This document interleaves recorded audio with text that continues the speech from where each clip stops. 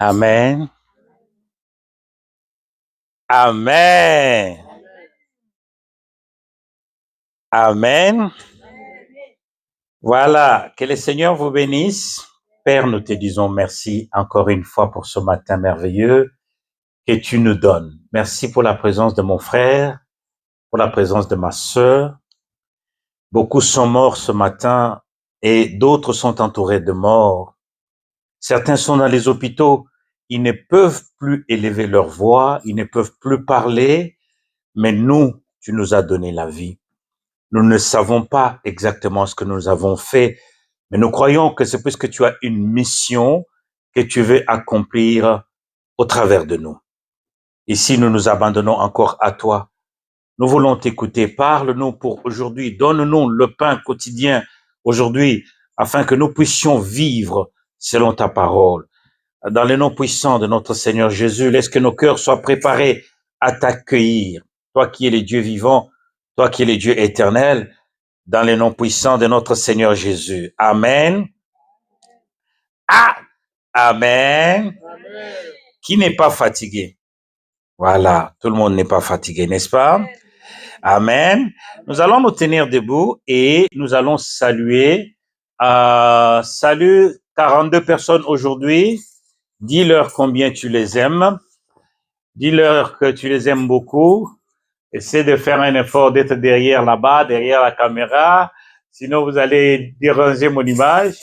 Amen, amen. Dis-le, frère, je te dis bonjour.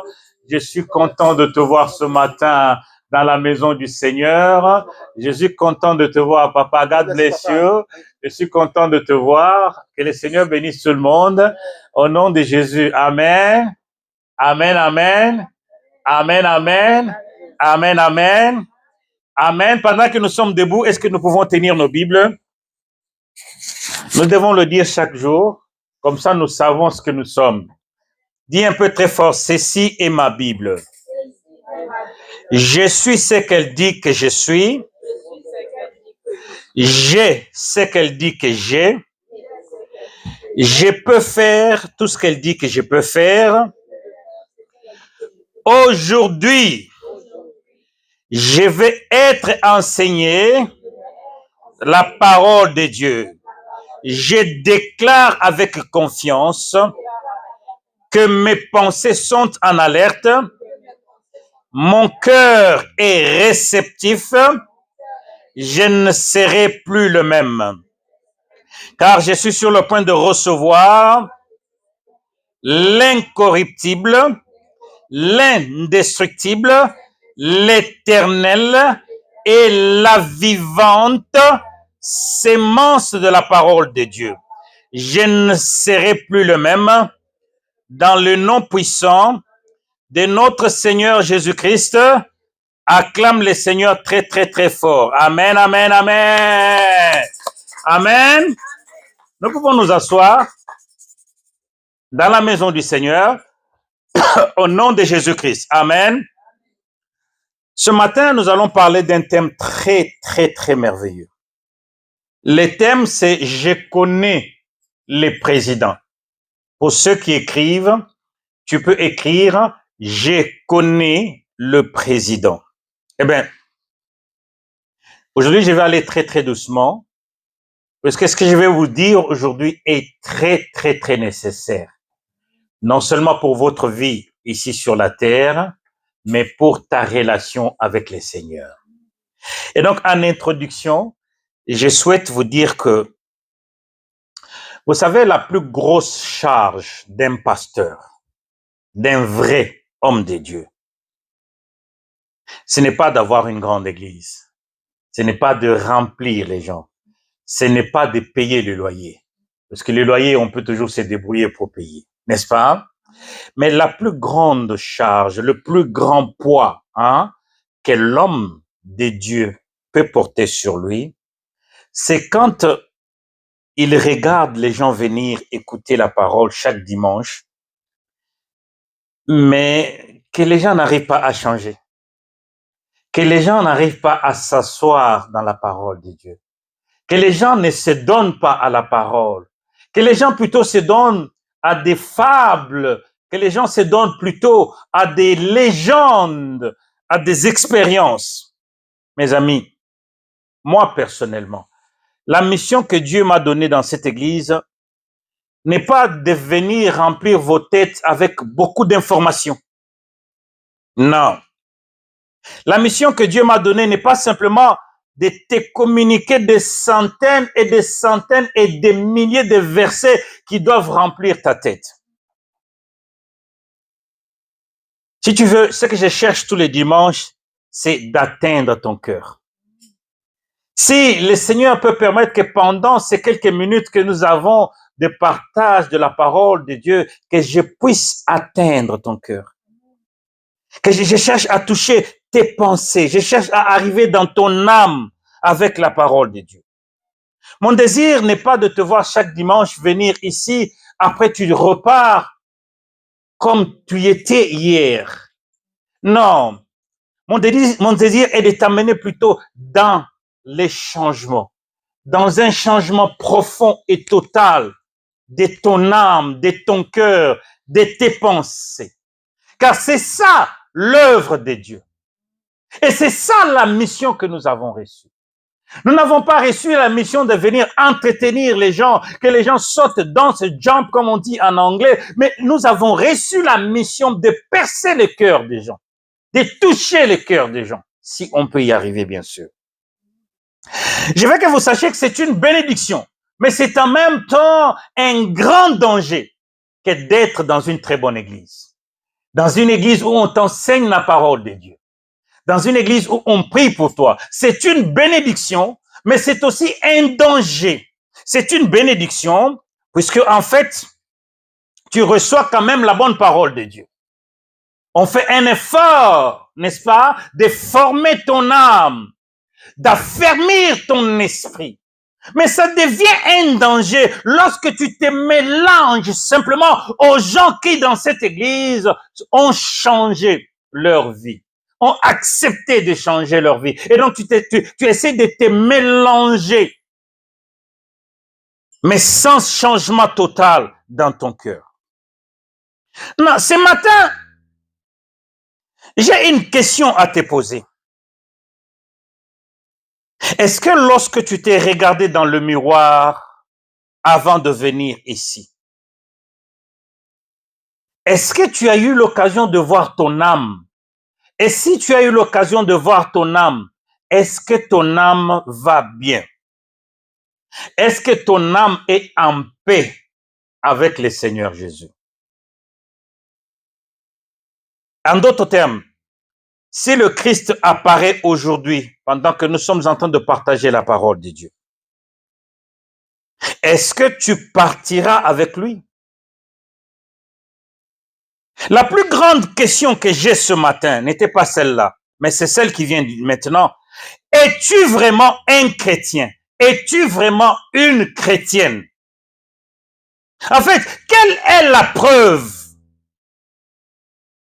que tu es un chrétien ou que tu es une chrétienne? Qu'est-ce qui peut faire dire aux autres personnes qui te regardent que celui-là est un chrétien. Celle-là est une chrétienne. You know? Dans le livre des Actes des Apôtres, chapitre 13, la première fois, lorsqu'on a utilisé le mot de chrétien, si vous voulez, c'était pour se moquer des gens.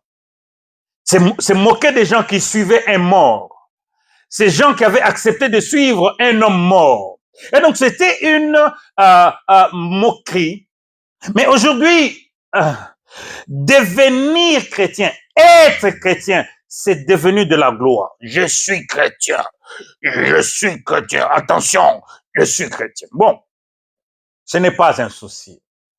Alors, nous allons commencer notre étude de ce matin pour analyser, pour voir, pour te permettre de comprendre est-ce que je suis chrétien? Est-ce que je suis chrétien? Est-ce que je suis chrétien? On va le voir. Commençons avec Marc. Marc chapitre 1er. Marc, chapitre 1er. Nous allons commencer avec le verset 14. Marc, chapitre 1er, verset 14. Je lis d'abord les 14 et les 15, mais après je pourrai toujours choisir certains versets. Il dit, après que Jean eut été livré, Jésus commença dans la Galilée, prêchant l'évangile de Dieu. Il disait, le temps est accompli et le royaume de Dieu est proche. Répentez-vous et croyez à la bonne nouvelle. Jésus est venu, bien-aimé, et il prêchait la bonne nouvelle à toute la nation, à tout le monde. Et la bonne réponse à cette bonne nouvelle, à ces beaux messages de ces bonnes nouvelles, se trouve justement dans le verset 15. Et la bonne réponse, c'est 1. Répentez-vous. En d'autres termes, reconnaissez votre besoin profond, votre besoin moral et spirituel profond. Abandonnez le péché. Abandonnez ce qui vous détruit. Abandonnez tout ce qui est contraire à la volonté de votre Créateur et venez à moi. Remarquez bien, bien-aimés, que répentez-vous et croyez à la bonne nouvelle sont conjugués au présent. Ça n'a pas été conjugué au passé pour dire vous vous êtes repentis. Non, répentez-vous, puisque chaque jour, nous devons nous repentir. Chaque jour, nous devons nous regarder dans le miroir, selon 2 Corinthiens chapitre 13, verset 5. Nous devons nous examiner chaque jour. Nous devons voir dans nos cœurs, nous devons essayer de regarder dans nos cœurs tous les jours de notre vie. Est-ce que nous sommes sur la bonne voie ou nous ne sommes pas sur la bonne voie? Donc, nous devons continuer de nous repentir chaque jour et de croire chaque jour en la bonne nouvelle. Oui, chaque fois que nous sentons que nous sommes sortis de la voie du Seigneur, nous devons nous repentir et continuer de croire, ok? Nous devons nous repentir chaque jour. Il n'y a pas un jour que tu ne dois pas te repentir. En fait, repentir, c'est changer ta façon de voir les choses de Dieu. Et cela doit être chaque jour. Bien aimé, chaque jour, tu dois regarder Dieu de manière nouvelle. Tu ne dois pas regarder Dieu aujourd'hui comme tu l'avais regardé hier. Tu ne dois pas continuer de voir Dieu aujourd'hui comme tu le voyais hier. Il doit se renouveler en toi de jour en jour. La vie chrétienne doit être un voyage au cours duquel nous devons voir Dieu dans sa lumière, de manière différente et nouvelle chaque jour. Every single day, we have to see God so differently. Mikolo nyonso ya bomoi na biso ebongi tomona Nzambe na lolenge ya sika. Soko Nzambe aza kaka ndenge oyebelaki il y a 5 ans, c'est qu'il y a un souci, Nzambe il faut omona esika tout le jour. Nzambe faut pesa motema na yo tous les jours. Nzambe faut pesa bomoi na yo tous les jours. Tu dois t'abandonner tous les jours entre ses mains. Voyez-vous, plus nous grandissons dans le Seigneur, plus nous devons nous voir nous-mêmes comme étant rien et n'ayant rien au-devant du Dieu saint. Et que seul Christ est notre vie. Voici une autre question. Jésus, aujourd'hui, est-ce qu'il fait part de ta vie? Est-ce que Jésus fait partie de ta vie? Ou est-ce que Jésus est ta vie? Ça, c'est une question que tu dois te poser quand tu retournes à la maison. Est-ce que Jésus fait justement part de ma vie? Est-ce qu'il fait partie de ma vie? Ou est-ce que Jésus est ma vie? Jésus fait-il partie de ton salut ou est-ce que Jésus est ton salut? Ça, ce sont des questions que nous devons nous poser tous les jours. Lorsque tu te réveilles et que tu te rends compte que, là je suis vivant. Première question. Est-ce que il fait partie de ma vie ou est-ce que il est ma vie? Est-ce qu'il fait partie de mon salut ou est-ce qu'il est mon salut? Nous avons souvent cette confusion-là. Dans l'église d'aujourd'hui, nous avons cette confusion où Jésus fait juste partie de notre vie. Et dans ces cas, nous pouvons faire ce que nous voulons, comme nous voulons, quand nous voulons et où nous voulons, puisqu'il fait seulement partie de notre vie. Mais lorsque Jésus commence à devenir ta vie, tout ce que tu veux faire doit tirer sa source en lui. Dis Amen pour la première fois. Et dis Amen très fort. Amen. Non, prenons le livre de Matthieu chapitre 7. Là, ça va être encore très intéressant. Matthieu chapitre 7, à partir du verset 13. Je te conseille de partager cette vidéo avec tes amis. Lorsque nous allons la publier, partage avec quelqu'un afin de pouvoir aider les enfants de Dieu à s'examiner. Puisque, bien aimés, ne vous en faites pas, beaucoup vont y aller en enfer. Beaucoup iront en enfer, quels que soient qui sont à l'église en train de chanter, de danser, de donner les offrandes, de donner les dîmes et tout ce que vous voulez, mais ils iront en enfer. Et c'est aujourd'hui que je vais vous expliquer pourquoi est-ce qu'ils vont aller en enfer. Matthieu chapitre 7, verset 13. Il commence par leur dire, entrez par la porte étroite. Car large est la porte, spacieux est le chemin qui mène à la perdition. Et il y en a beaucoup qui entrent par là. Mais étroite est la porte, resserrée le chemin qui mène à la vie. Et il y a peu qui le trouvent. Gardez-vous de faux prophètes.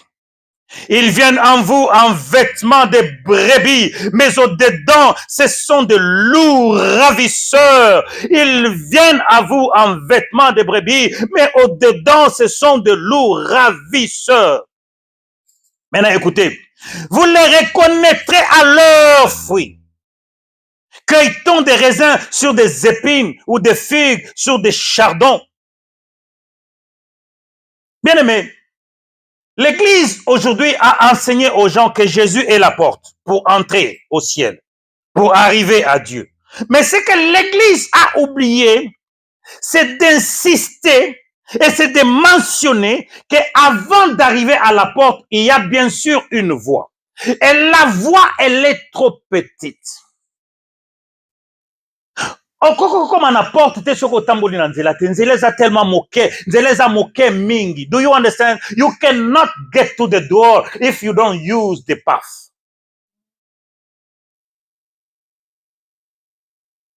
Alors passer par la voie étroite veut simplement dire que nous ne devons pas marcher comme le monde, que nous ne devons pas continuer de faire ce que nous pensons être bon. Nous devons plutôt marcher selon ce que la parole de Dieu nous demande. Tu vois, dans Matthieu chapitre 7, à partir du verset 16, il commence à parler des faux prophètes.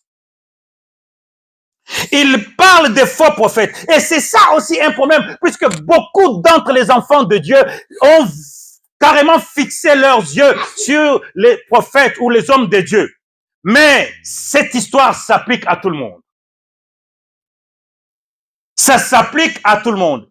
Lève un peu ta main droite, très fort. Dis, ça s'applique à moi.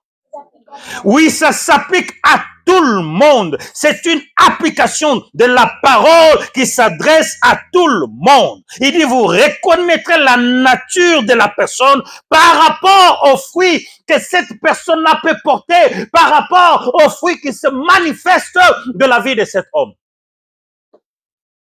Quels sont les fruits que tu produis? Quels sont les fruits qui se manifestent au travers de toi? Regarde, les choses de Dieu, moi ma façon d'imaginer, j'imagine que tu es en train de rouler sur l'autoroute. Qui conduit la voiture ici? Celui qui conduit, élève ta main, ok? Ok.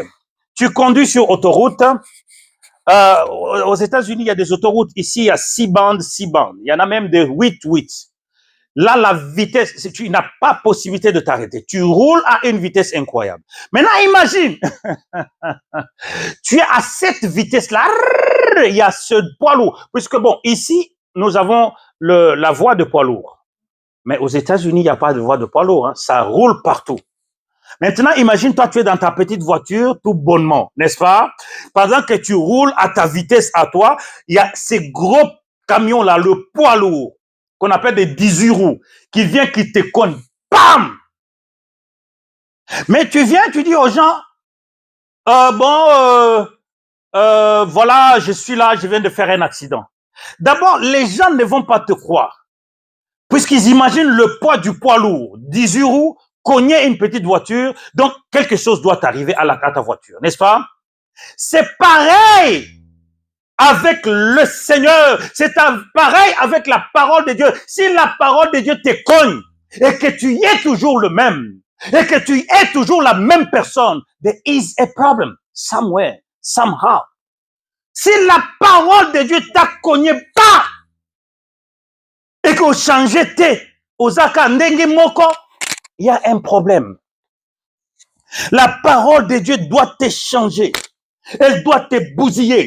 Elle doit te transformer. Si la parole de Dieu t'a laissé dans le même état que tu étais avant de connaître la parole de Dieu, c'est qu'il y a un problème. Regarde, il y a un mot ou un verset que les gens chantent souvent, mais ils ne comprennent pas la profondeur de ces versets. Actes des Apôtres, chapitre 1, verset 8, il dit, et vous recevrez une puissance. Le mot qui est utilisé là, vous recevrez une puissance. Le mot qui est utilisé, c'est dunamis.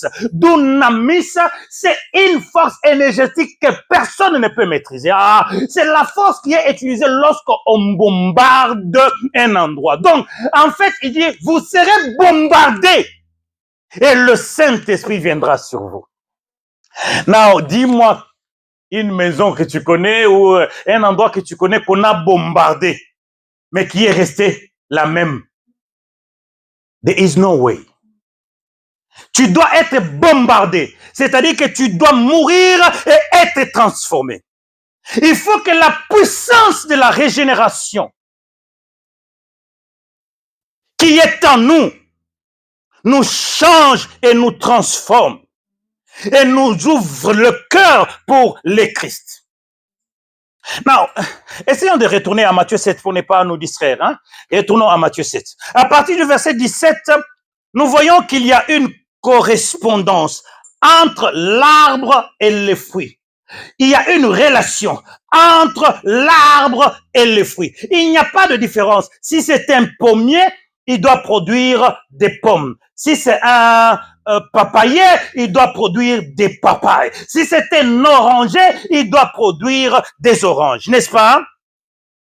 Mais ce qui se passe ici, en fait, c'est la nature de l'arbre ne peut produire que le fruit selon la nature de l'arbre. C'est pareil avec nous. Ta nature ne peut produire que le fruit de ta nature. Now, voici encore une autre petite question. C'est quoi ta nature? Quelle est ta nature? Il n'y a que deux natures. Soit tu es de Dieu pour produire le fruit du Saint-Esprit, soit tu es de l'autre pour produire le fruit de l'autre. Dis Amen. Et le verset 18 insiste sur ce point que un bon arbre, lorsque l'arbre est bon, il ne pourra jamais, il ne peut jamais produire un mauvais fruit. Pareil, pour un arbre qui est mauvais, il ne peut pas, il ne pourra pas produire du bon fruit. Église, lève ta main très fort. Dis que j'appartiens à Dieu. Mais c'est ce que nous allons voir aujourd'hui. Prenez les cochons, n'est-ce pas? Prenons, vous avez ces cochons dans votre maison. Non, non, vous pouvez baisser la main, c'est bon. Vous avez ces petits cochons, comment on appelle les bébés de cochons, vous qui connaissez? Bon, anyway, prenons, vous avez les bébés de cochons. Vous l'avez tout le temps dans votre canapé, vous le cajolez, vous le caressez. Bon, mais en même temps, il commence à grandir, n'est-ce pas? Parce que quand vous l'avez sur le canapé, vous l'habillez très bien, vous le parfumez même. Mais le gars commence à grandir. Le gars commence à grossir. Le gars grandit, grossit, grandit, grossit. Il atteint à peu près 400 kilos, n'est-ce pas? Maintenant, tu commences à marcher avec lui en route. Ah, c'est ton bébé, n'est-ce pas? Bien habillé, bien parfumé. Boum, il voit la boue quelque part. La nature en lui se réveille. Qui lui dit, toi tu es un pauvre. Il va te quitter, il va lâcher tes mains. Où est-ce qu'il va aller? Dans la boue. Il va aller dans la boue. Bien aimés, ne soyons pas comme des cochons que Dieu a juste lavé pour un moment, pour que nous puissions retourner dans la boue. Le Seigneur nous a lavés et il nous a sauvés pour que nous soyons un peuple mis à part, un sacerdoce royal, une race élue, un peuple différent. Nous ne pouvons pas vivre dans la confusion avec ce monde. Église dit Amen pour la deuxième fois. Le verset 21 commence à nous montrer tous ceux qui, ces jours-là, diront, Seigneur, Seigneur, n'entreront pas dans le royaume des cieux. Et qui entrera dans le royaume? C'est lui qui fait la volonté de mon Père qui est aux cieux. Tu vois, si tu veux, pour expliquer ce verset-là, ils vont dire dans le verset 22, n'avons-nous pas fait des miracles en ton nom? N'avons-nous pas prophétisé en ton nom? N'avons-nous pas prêché la parole de Dieu en ton nom? N'avons-nous pas bâti des grandes églises en ton nom? N'avons-nous pas ceci, n'avons-nous pas cela? N'avons-nous pas ceci, n'avons-nous pas cela? Il dit, je leur dirai, arrière de moi, je ne vous ai jamais connu, serviteur d'iniquité. Qu'est-ce que ça veut dire, bien-aimé? C'est ça ce que nous voyons aujourd'hui parmi les enfants de Dieu. Ils ont une relation extérieure avec Dieu. Ils peuvent prier, ils peuvent sauter, ils peuvent chanter, ils peuvent donner de l'argent, ils peuvent faire tout ce que vous voulez. Mais tout ça, c'est externe. Mais qu'à l'intérieur, ils sont vides. Dis très fort, ils sont vides. Ils chantent, ils dansent. Tu verras, l'église, avant même la parole de Dieu, les gens ont déjà transpiré, les habits sont mouillés. Mais lorsqu'on commence à parler de la part de Dieu, tous ils sont endormis. En plein culte. Relation extérieure avec Dieu. Vous voulez que les gens vous voient, les gens, que l'on me voit. Des très beaux parfums que nous utilisons chaque dimanche, des beaux habits que nous utilisons chaque dimanche. C'est très bien, moi j'aime ça. C'est très bien puisque la Bible veut que nous soyons dans cet environnement-là. Mais ce n'est pas ça que nous devons nous soucier. Nous devons nous soucier de ça. Dis très fort de ton âme. Car le Christ a dit, à quoi sert-il à l'homme de gagner le monde entier s'il doit perdre son âme?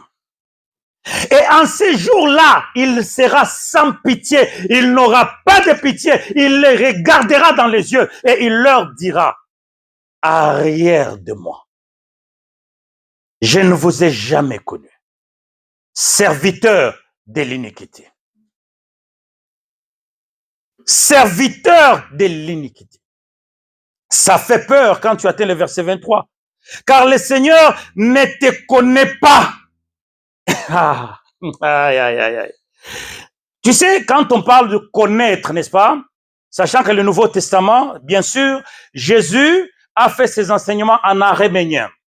Et l'araméen était traduit en hébreu et l'hébreu était traduit en grec. Maintenant, pour le grec, quand ils utilisent le mot connaître, les Grecs, quand ils parlent de connaître, ça veut dire que quand tu dis je connais quelqu'un, tu dis par exemple je connais papa, n'a donc jamais, jamais, jamais, alors jamais cherché des directives. Tu ne m'as jamais suivi. On n'avait jamais passé du temps ensemble. Non, je ne parle pas ici de venir, donne-moi l'argent, donne-moi les boutiques, donne-moi ceci, donne-moi le mariage, mais que tu viennes, que tu passes du temps avec moi, que tu puisses m'aimer, que tu puisses me contempler, que tu puisses enjoy ma présence. Je ne t'ai pas vu le faire.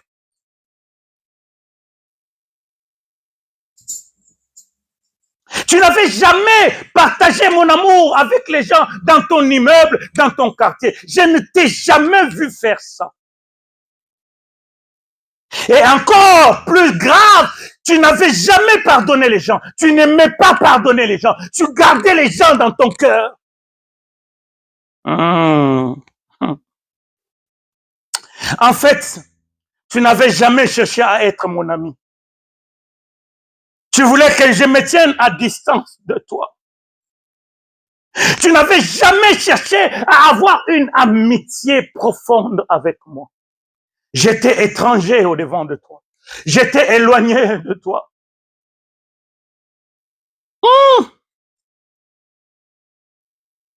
En fait, il va te dire que entre toi et moi, en réalité, sois toi-même témoin.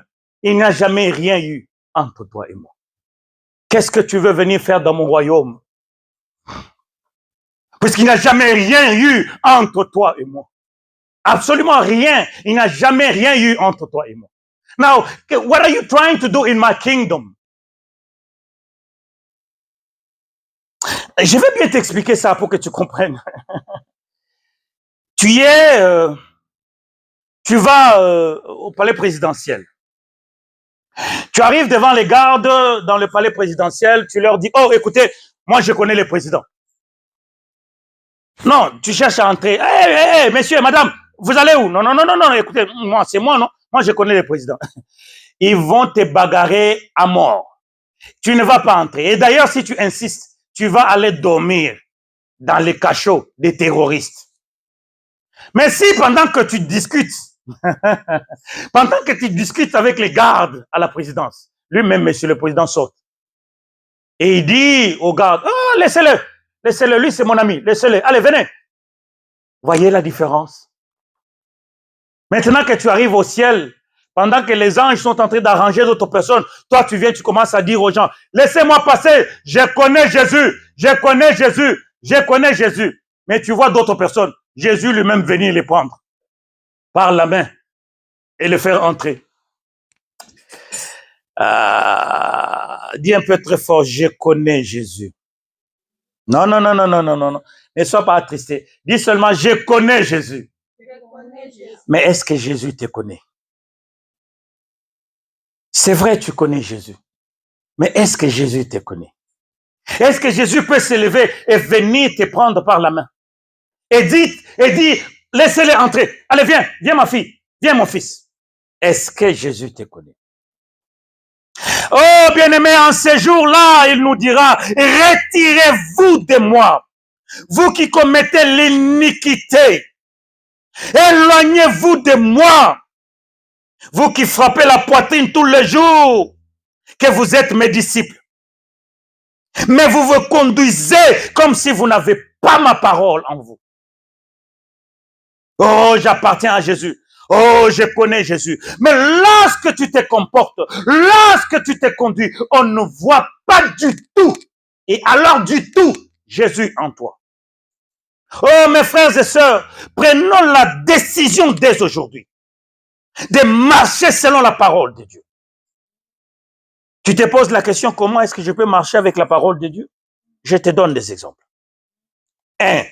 Va dans la Bible. Cherche tous les versets, par exemple, qui parlent de, on va dire, de tes relations avec les gens. Maintenant, commence à te comparer toi-même par rapport à ces versets. Si le verset dit, tu aimeras ton prochain comme toi-même, n'est-ce pas? Tu te poses directement la question, est-ce que j'aime tout le monde comme je m'aime moi? Ou il y a une catégorie de gens que je n'aime pas? C'est comme ça marcher avec la parole.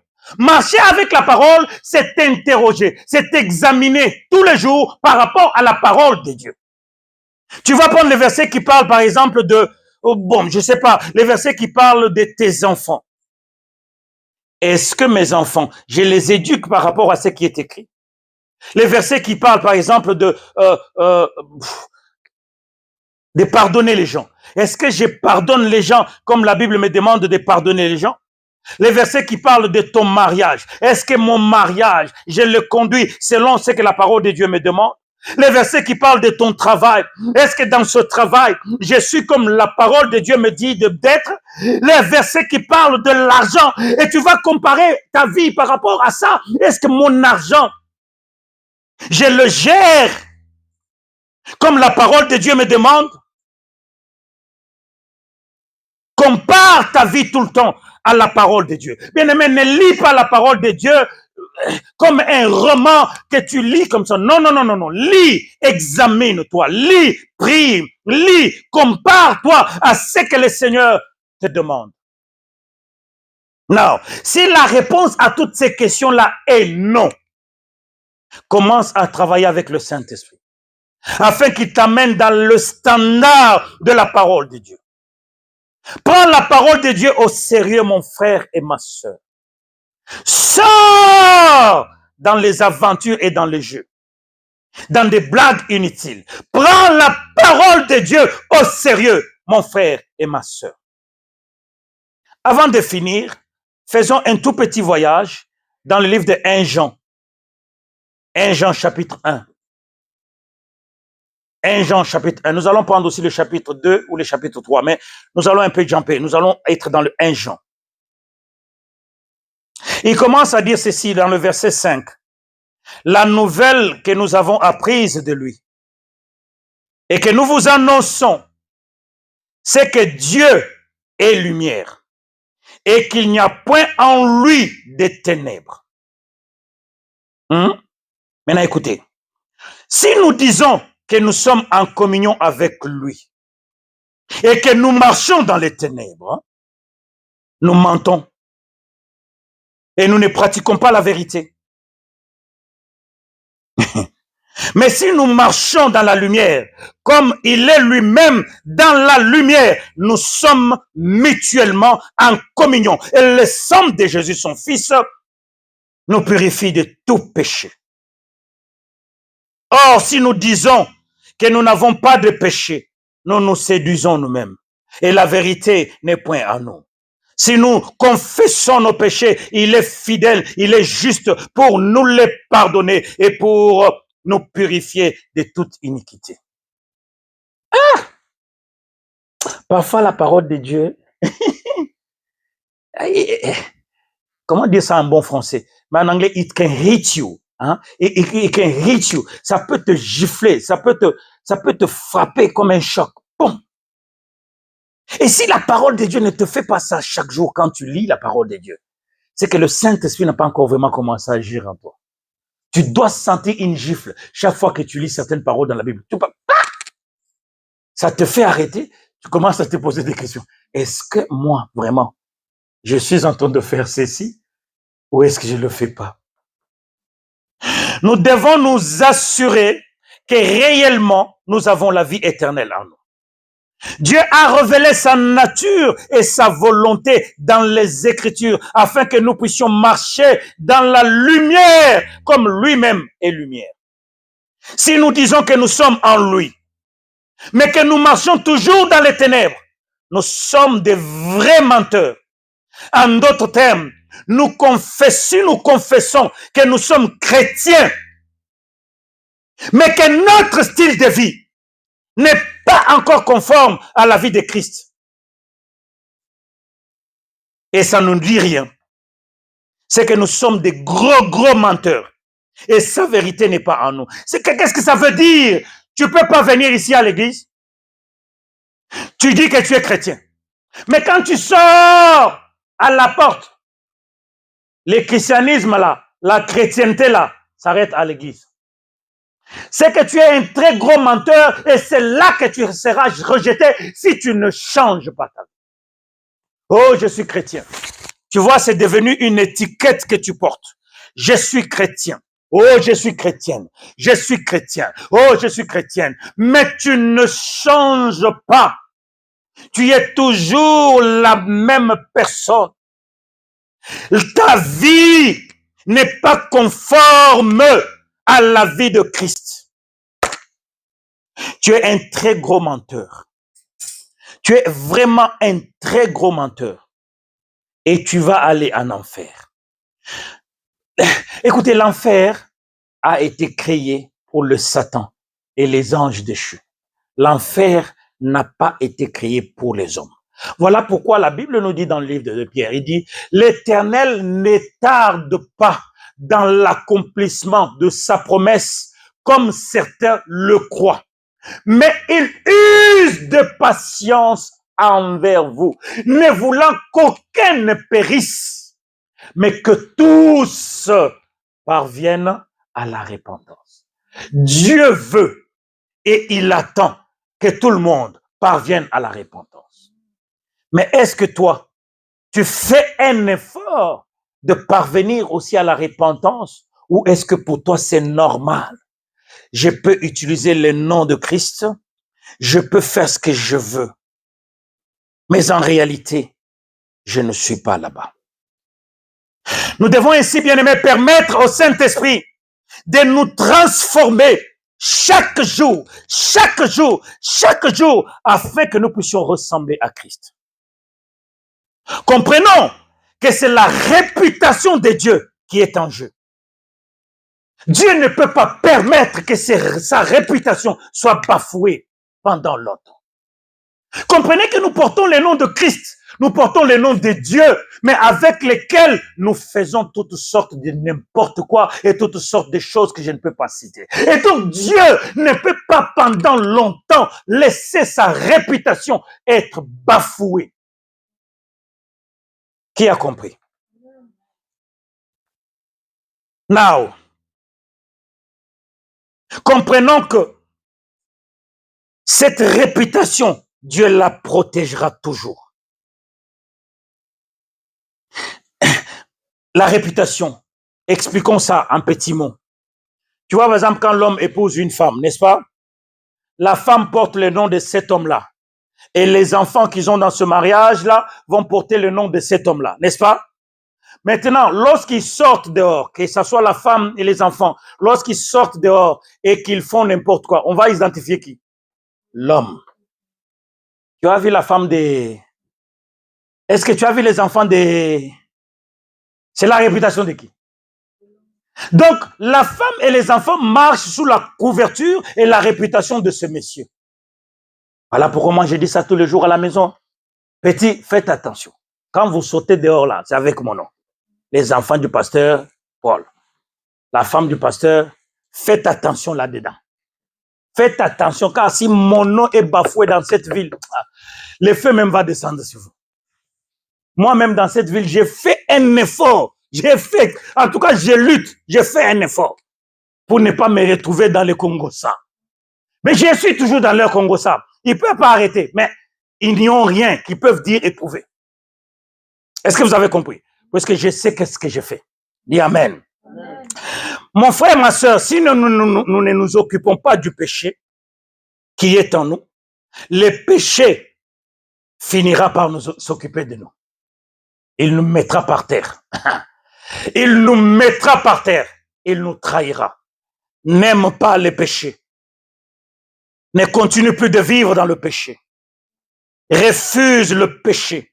Résiste le péché. Vis loin de tout ce qui détruit ta relation personnelle avec Jésus. Accepte que les gens de ce monde s'éloignent de toi. Accepte que les gens de ce monde te refusent. Pendant que ta relation avec Dieu est préservée et conservée. Bali baboyayo, baboyayo, bakena bango. Babwakisayo, babwakisayo, bakena bango. Mais ça là tout, Yesu Masia abwakisayo te. N'habite sozo comprendre. Ça là tout, mobali oya Galilée abwakisayo te. Est-ce que tu as compris? Laisse-les partir s'ils veulent partir. Mais toi, fais un effort que ta relation avec Jésus soit toujours intacte.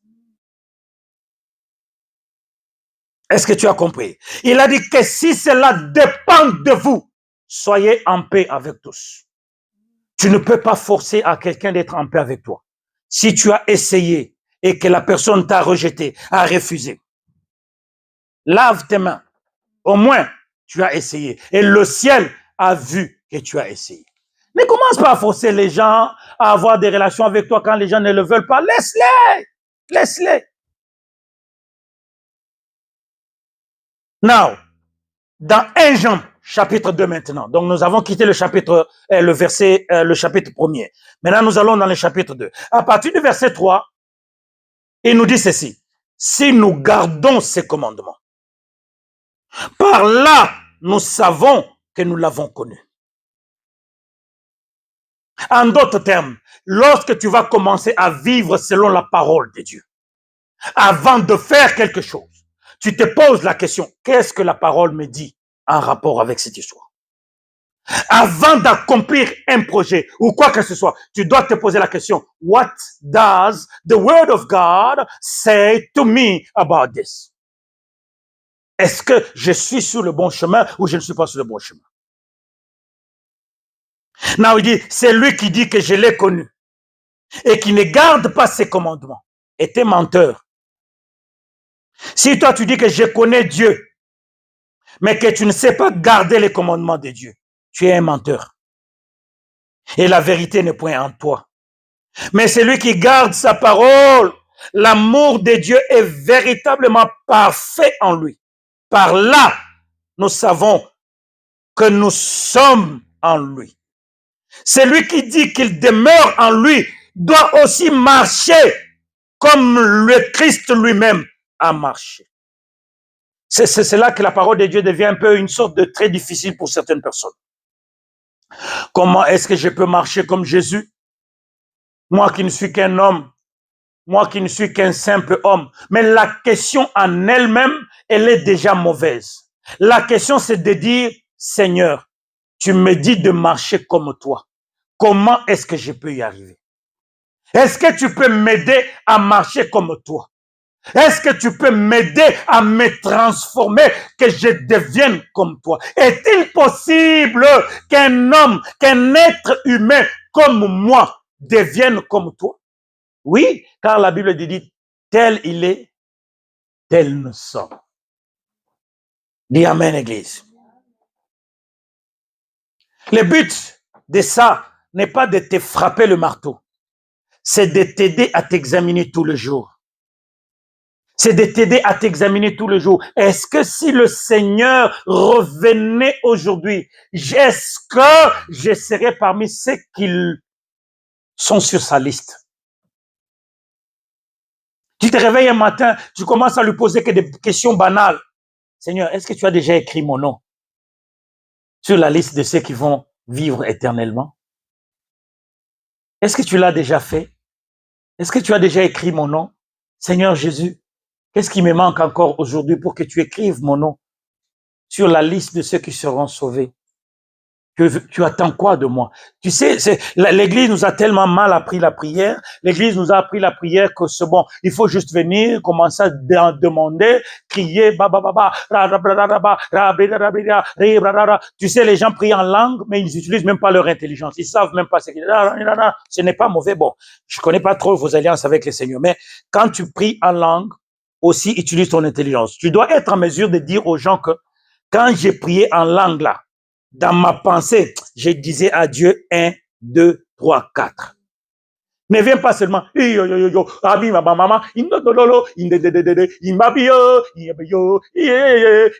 bon, non, dis-lui dans ta pensée. Oui, c'est vrai, comme ça, tu veux pas que les gens puissent entendre ce que tu dis, mais dans la pensée, dis-lui ce que tu veux.